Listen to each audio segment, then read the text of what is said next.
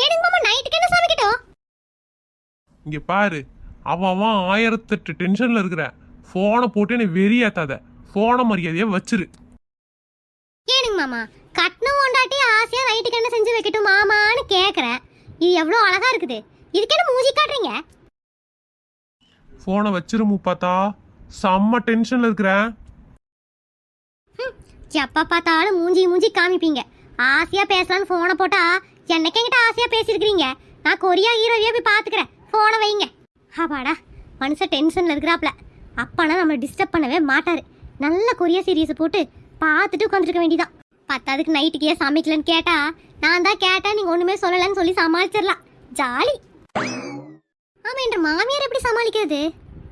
மகனையவே சமாளிச்சுட்ட, மாமியார் என்ன தூக்கி வீசிடலாம். I am coming. என்னடா பொண்டாட்டி ஆசையா போன் பண்ணுது, இந்த ஆள் கடுப்பா பேசி போனை வச்சுட்டான்னு தானே நினைக்கிறீங்க? அந்த சீனெல்லாம் கிடையாது. அவன் அந்த அளவுக்கு நல்லவளும் கிடையாது. இப்போ எதுக்கு ஃபோன் பண்ணா தெரியுமா? வாண்டடா என்கிட்ட சண்டை இழுத்து நைட்டு சமைக்காம இருக்கிறதுக்கு தான். ஏன்னா என்ற உடனடி பற்றி எனக்கு நல்லாவே தெரியும். நைட்டு சமைக்க கூடாதுங்கிறத முடிவு பண்ணிட்டு தான் என்ன சமைக்கட்டும்னு என்கிட்ட கேட்குறா.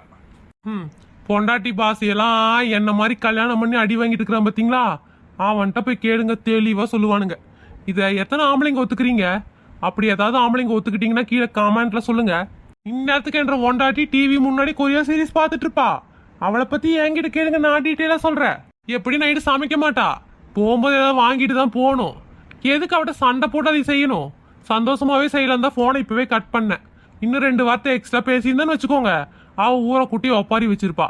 இந்த ஒப்பாரி தேவையா நமக்கு? எப்படிடா நீ கண்டுபிடிச்சிருந்தானே யோசிக்கிறீங்க? பைத்தியத்தை கூட குப்பை கொட்டிட்டு இருக்கிற. பைத்தியம் எந்த நேரம் என்ன பண்ண எனக்கு தெரியாமையா போயிடும். அதனாலதான் இந்த விஷயத்த என் பொண்டாட்டிகிட்ட ஷேர் பண்ணிடாதீங்க. அவளுக்கு தெரிஞ்சிச்சு கழுத்தை வெட்டி வீசிடுவா. நான் கொஞ்சம் கோவமா இருக்கிற மாதிரி காமிச்சதுனாலதான் போனை உடனே கட் பண்ணா. இல்ல அவ எகிரி பேசுவா. அவளை சமாதானப்படுத்துறதுக்கே நேரம் சரியா போயிடும். நான் போய் என்ற வேலையை பாக்குறேன். எல்லாம் என் தலையெழுத்து. பொண்டாட்டிக்கு வாக்கப்பட்டா பரவாயில்ல, பேய்க்குள்ள வாக்கப்பட்டிருக்கிறேன். அதனால அனுசரிச்சுதான் போயாகணும்.